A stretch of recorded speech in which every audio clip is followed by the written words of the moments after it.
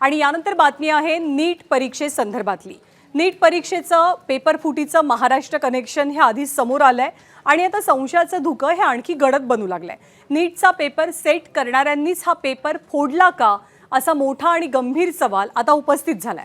कारण लातूरमधील केमिस्ट्रीचे प्राध्यापक पी.व्ही. कुलकर्णी यांना अटक झाल्यावर आता बायोलॉजीच्या आणखी एका महिला प्राध्यापकाला सुद्धा अटक झाली आहे। पुण्यातल्या बॉटनी प्राध्यापिका मनीषा मांढरेंना अटक झालेली असून पी.व्ही. कुलकर्णी आणि मनीषा वाघमारे या दोघांना 10 दिवसांची सीबीआय कोठडी सुनावण्यात आली आहे। दरम्यान कुलकर्णी आणि मांढरे दोन्ही प्राध्यापक एनटीएच्या पेपर सेटिंग कमिटीचे सदस्य आहेत। सीबीआयच्या माहितीनुसार मांढरे एनटीएकडनं परीक्षेसाठी एक्सपर्ट म्हणून नियुक्त झालेल्या होत्या, त्यामुळे त्यांना बॉटनी आणि झूऑलॉजी प्रश्नपत्रिकांच्या पर्यंत संपूर्ण प्रवेश होता।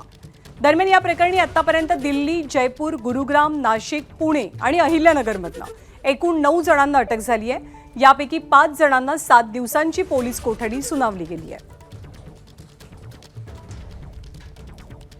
तर नीट पेपर फुटी प्रकरणी आतापर्यंत कुणाकुणाला आणि कशी अटक झाली आहे ते आपण जाणून घेऊया।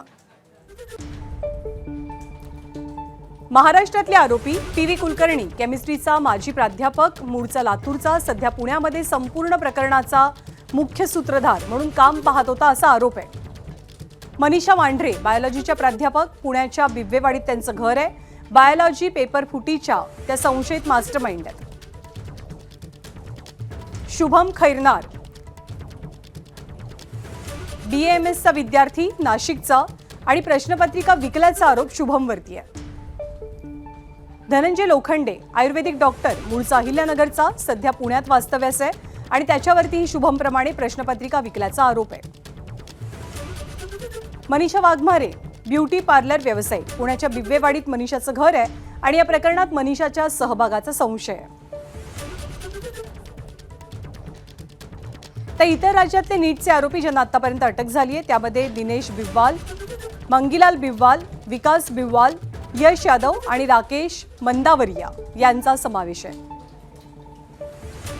तर मनीषा मांढरे ज्यांना आजच या प्रकरणामध्ये सीबीआयने अटक केली आहे, त्या मनीषा मांढरे ज्या कॉलेजमध्ये शिकवत होत्या त्या कॉलेजच्या प्राचार्यांनी काय प्रतिक्रिया दिली ती सुद्धा पाहूया।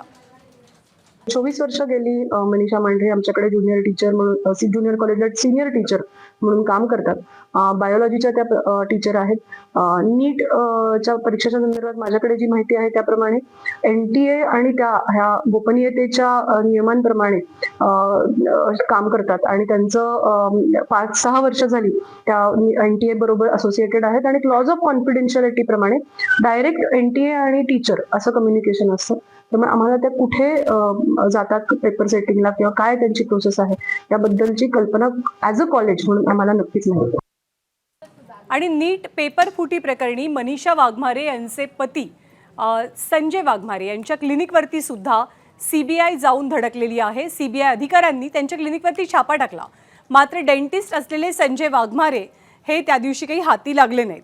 पुण्यातील बिब्वेवाडी भागात असलेल्या एका इमारतीत त्यांचा डेंटल डिझाईन नावाचा दवाखाना आहे, त्यामुळे आता सीबीआयचे अधिकारी मनीषा वाघमारेच्या पतीच्या मागावर आहेत।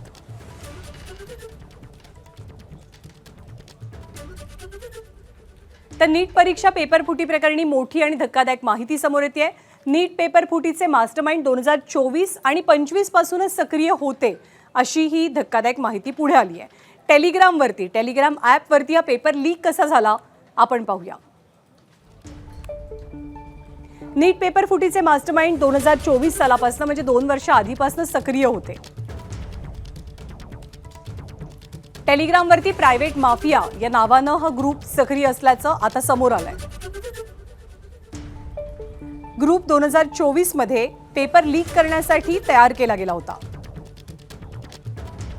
प्रायव्हेट माफिया नावाच्या टेलिग्राम ग्रुपमध्ये एकूण 402 सदस्य होते। 1 मेला पेपर ग्रुपवरती अपलोड केला गेला। रात्री 11:38 हा पेपर ग्रुपमध्ये अपलोड झाल्याची माहिती आहे। ग्रुप ॲडमिनने leakmafia@9466 हा पासवर्ड ग्रुपवरती टाकला। जो पेपर पाठवलाय तोच 99.99% परीक्षेत येईल असा मेसेज सुद्धा ॲडमिनने ग्रुपवरती पोस्ट केला। दरम्यान नीट पेपर फुटीवरनं राहुल गांधींनी पंतप्रधान मोदींवर टीका केली आहे। 22 लाख विद्यार्थ्यांचा विश्वासघात झाला. मात्र मोदींनी याबद्दल चकार शब्द काढला नाही असं राहुल गांधी म्हणतात. सोबतच धर्मेंद्र प्रधान यांना तात्काळ हटवण्याची मागणी त्यांनी केली आहे. हमारे यूनिवर्सिटीज में इनके लोग बैठाए गए हैं, वाइस चांसलर्स बैठाए गए हैं, प्रोफेसर्स बैठाए गए हैं. इनके बीच में पैसे बनाने का नेक्सस है और इस नेक्सस ने हिंदुस्तान के एजुकेशन सिस्टम को खत्म कर दिया है. इस देश में 80 बार पेपर लीक हुआ है और 2 करोड़ युवाओं का भविष्य बर्बाद हुआ है. प्रधानमंत्री को इमीडिएट ऑर्डर देना चाहिए कि धर्मेंद्र प्रधान जी को इस्तीफा दें, उनको सैक किया जाए और जो गिल्टी लोग हैं उनको पकड़ के जेल में डाला जाए. एबीपी माझा, उघडा डोळे बघा नीट.